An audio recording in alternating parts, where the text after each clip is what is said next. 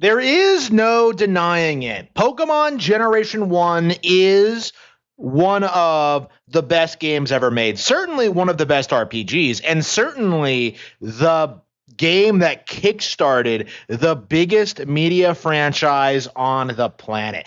Pokemon is incredibly popular, and as I revisit this childhood favorite of mine, I've really started wondering why. Like why this game grabbed us so well hard, what made it so appealing to people, what made it so special, different, unique, what made it so endlessly popular.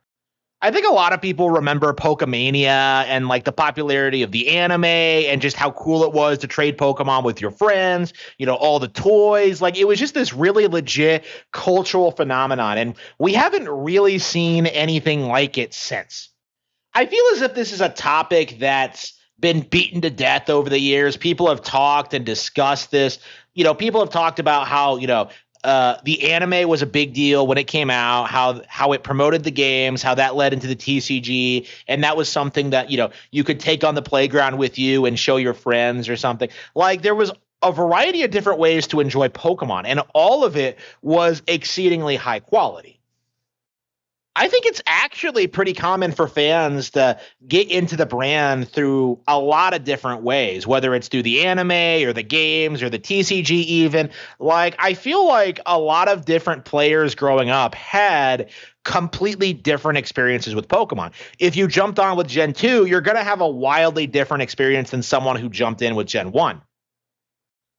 I do think at its core, the reason why Pokemon blew up the way it did was because it did such an excellent job of having a pretty unique concept, of having unique mechanics, of really delivering on the handheld gaming format in a way that I don't think has ever been replicated. Like, the fact of the matter is, I have done several 100-hour playthroughs of Gen 1 in my lifetime, and I probably will do several more. It's kind of remarkable how many different versions of this game I've played over the years and how much I come back to it and how much I enjoy it every time. There really is nothing quite like Gen 1, even when it comes to like the very excellent sequels. Gen 1 has a lot of really interesting things about it that I think really sets it apart from other RPGs. And I find this really interesting because I've been thinking about this for a long time, and I'm not really sure if anyone else has noticed this, but Pokemon Generation 1 specifically is indeed a masterpiece of low fantasy. Most other RPGs, Dragon Quest, Final Fantasy, they specifically try to go for the high fantasy approach, in which it's like an alternate reality with its own rules, with its own setting, history, geography, the works. While Pokemon, it goes for the low fantasy approach. Like a lot of people don't realize this, but Pokemon is indeed supposed to take place in an alternate Earth. Very similar to our own, with a very similar culture, geography, countries. Like Pokemon Generation 1 was explicitly supposed to take place on Earth, only with like Pokemon inserted into it. Eventually, over time, Pokemon would start developing into its own setting with its own rules, and it would kind of develop into its own kind of high fantasy brand. But initially, it was very much rooted in the Japanese creators' nostalgia for their childhood and took place in Kanto, an actual region in Japan.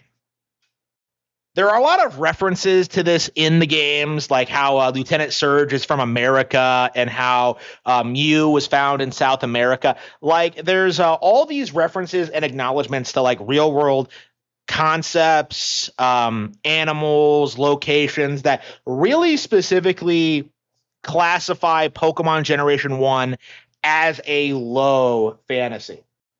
Now, this is important because it does something that I think no other RPG up to that point had managed to accomplish, in that it was able to come up with a relatively grounded setting that took place on Earth, in real life, with light fantasy elements that really felt kind of natural and kind of just part of the setting. You just kind of buy the fact that, like, yeah, there are giant rats that you can catch and like battle giant birds, right? You just kind of, it's all like based off of real world concepts. The whole idea of Japanese bug fighting. It's a lot more relatable and personable than I think a lot of other games like it. There's this feeling that you're not going out there on some grand quest to save the world. You're going out there to compete against other people like you, prove yourself, grow up a bit, and like meet new friends, right? You're kind of going on an adventure, but it's a very different kind of adventure than the one we've traditionally seen out of the RPG genre. And I think because of that, it comes off as a lot more palatable to normie audiences who normally wouldn't be interested in this kind of stuff. You're not going out to save the world.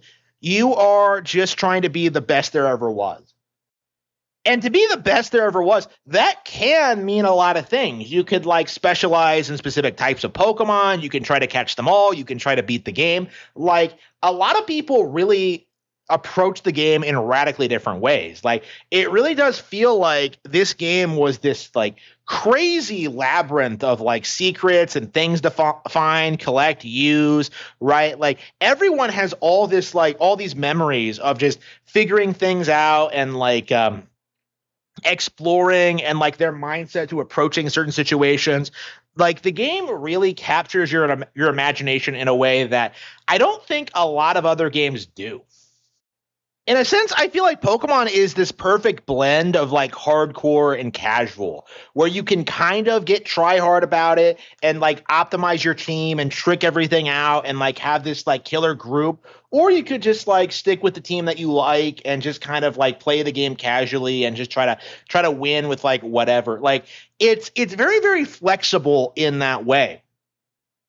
And I really feel like because it's so flexible, it can appeal to a wide range of different players from a wide range of backgrounds and a wide range of perspectives. Like before Pokemon came out, like I don't remember a lot of girls being into games, but when Pokemon came on the scene, it suddenly became like fairly common for girls to at least have Game Boys and like play Pokemon and at least know a little thing about it. Like it was the first video game IP that I can remember where it felt like it was kind of appealing to both boys and girls. And I really feel like that really helped the game feel like this universal kid culture thing. Something that's been very much unlike anything that's come out before or since, where it was this really appealing, fun to play game that was accessible, but it had this really hardcore edge to it. Like it challenged you to capture all the Pokemon and become the Pokemon champion. There was kind of an appeal to that, even if you didn't seriously try and get through the game. And I believe a lot of people did not beat it. I myself don't remember if I beat both of the Gen 1 games that I had, Red and Yellow. I think I did it at some point, but I genuinely think it might have been like one or the other. I don't know if I ever cleared both. I look back on that and it's just kind of interesting to think like the game is pretty difficult. The game does take a lot of commitment. Like, I think like 30 hours to beat the game it took me this playthrough. Like it took quite a lot of effort. And I imagine for a kid, like, who doesn't know what he's doing, like it is going to be a rough playthrough, but at the same time, you don't really have to beat Pokemon to get a lot of mileage out of it. I'm sure a lot of people got a good way through the game, really, really enjoyed it, became fans, but then never quite like put everything together to like figure out where they were supposed to go at the end and how to beat the Elite Four and like how to beat the champion. And like it's just one of those things where a lot of us take for granted that this was a game that like we beat growing up and that like everyone has the same experience. But I don't think that's necessarily the case. I think a lot of people, like with the TCG, really liked the designs of the characters, got into the game, stuck with it, played quite a lot of it, became a genuine fan, but never did everything in the game. And I think that's led to Gen 1 having this really interesting reputation where a lot of people feel that Pokemon fell off after this generation because people had this mindset that Pokemania was over. It was not a big deal anymore, that it was time to move on. And that simply never happened because the real fans, people who stuck with it, people who liked Pokemon, for what it does, for what it was, we've stuck around for decades watching these games get better and better and slowly transition away from what made Gen 1 so special and interesting to begin with. As much as I love modern Pokemon, there is no denying that there's been like a massive tone shift over the years. Like we went from like fighting mafia gangs and like all these crazy weird like hidden secrets in these games that kind of having a more streamlined experience that seems to be more tailor-made for people who didn't grow up playing this stuff. It's just the reality of this kind of thing, I think, where they're always going to have to be thinking about like new players and bringing new people in and appealing to new demographics. Like making something that like appeals exclusively to older fans is just going to doom the company, essentially. So like it does make sense that the series has changed so much over the years. But like what's also interesting is how a lot of people are adamant that Pokemon hasn't really changed much at all. Like that's a very common criticism of these games, is that like it's the same thing over and over and over. And that simply isn't really true. Not only has Pokemon introduced new mechanics, new characters, new features over the years, it's also gone through a kind of genre shift.